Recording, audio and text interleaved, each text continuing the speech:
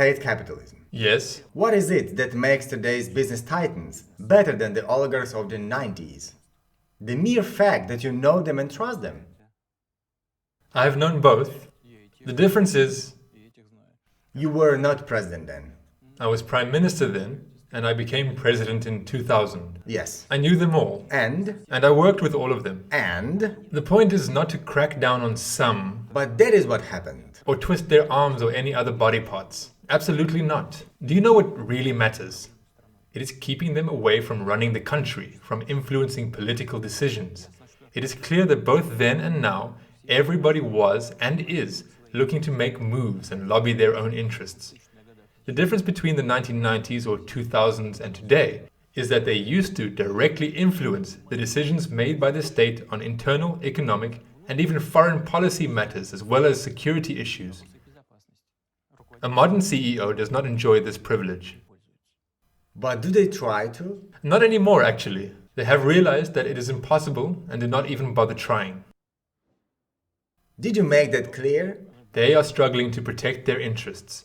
For instance, we are currently discussing oil and gas prices with our Eurasian Economic Union partners. Of course, they stand their ground. That is understandable. But they are not trying to exert pressure from the inside.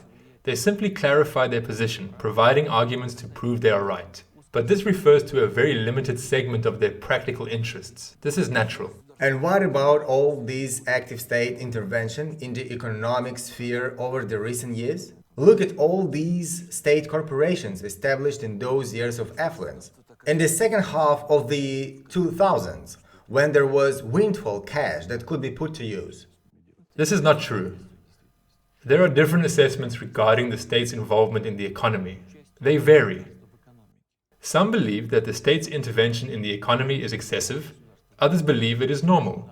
Different methodologies lead to discrepant results. So how do you see it? I believe that overall we have managed to find the balance. If I'm not mistaken, only 7 or 8 out of our 20 biggest companies are partially state-owned. Is it 7 or 8 out of the 20 biggest companies? I may be off by a notch, which is no big deal, I think. The question is not whether they are private or public. The question is how they operate. If they are effective, profitable, and generate public revenue, then the question is whether privatization is the overall goal at all. Take Canada, for instance. I remember talking to my Canadian counterpart. They had privatized their railway system. In the end, the Americans bought it. The Canadians have come to regret it. Here we need to be very careful and take calculated decisions. Besides, public-private companies are some of the major contributors to public budgets at all levels. Rosneft is number 1, followed by Gazprom and Lukoil. Then come Tatneft and Sberbank. Lukoil is a private company. Yes, that is what I'm telling you. The largest companies are the biggest taxpayers. It is common belief, an axiom of sorts, that the government is not an effective owner. This axiom is nothing. You have to look into the way a particular business operates. Applying a generalized approach here is as useless as calculating the average body temperature of patients in a hospital. As you know, this argument is often used when people start asking, quite reasonably, why is it that my neighbor and I are not doing well at all, while life in our country on the whole is fine? It is the same here, two sides of a coin. Therefore, while a generalized approach may be correct, as a methodology, we should consider each particular case separately. In other words, you believe that reprivatization is not a bad thing. Right. I do not think it is a bad thing. Well, you know, there are many Your different... advisor, Yumashev, thinks differently. Well, that is what advisors are for. Their job is to offer opinions. There are different approaches and different visions. A decision maker must consider every opinion. That is what I'm trying to do. Here is another problem. The central bank is being heavily criticized for having taken too many financial institutions under its control, for having spent too much money, for having paid large dividends to its shareholders, and so on and so forth. It was actually not to the shareholders that most of the payments went. The shareholders were hardly paid anything. The bank was paying citizens to minimize their losses from this or that institution's failure. In the long run, I know some people will get angry and say, I sustained damage. But the central bank's task was to prevent millions of people from sustaining this damage. prevent weak financial institutions from borrowing too much money from people, from the population, the way real estate developers dealt with defrauded home buyers, and then just vanish to reappear somewhere in London as usual. That is why we had to resort to resolution procedures at some point. Whether it was done well or badly is another question. The central bank took over the assets of these financial institutions, but not for good, and it is not going to keep them forever. They will be reorganized and reintroduced into the market. The central bank has a relevant plan, Ms. Nabulina briefs me.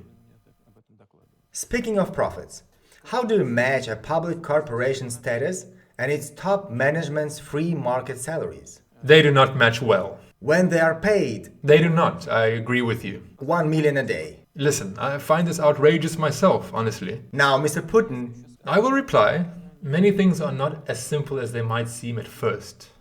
I have already had a word with them on that score. What is their answer?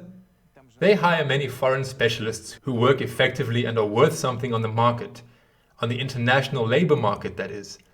They have to hire them and pay them a wage equivalent to the cost of their services on the international labor market.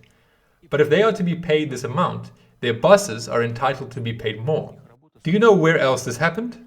Civil aviation pilots. Precisely the same thing. We were forced to hire foreign pilots, in particular those with experience flying Boeings and European planes. We had to raise their pay to meet European and US standards. Now the military pilots eagerly take co-pilots' jobs because in the Air Force they are paid less than in civil aviation.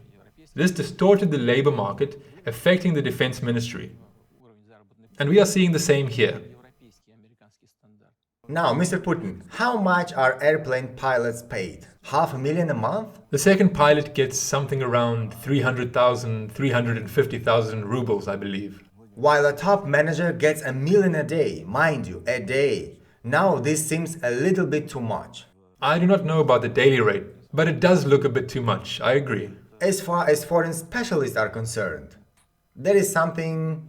Well, it does not sound like the truth. No. I Why? hate to say. I mean, it is important, but No. Otherwise they would be paid less than their subordinates are. maybe they should be paid less then. Does that happen anywhere?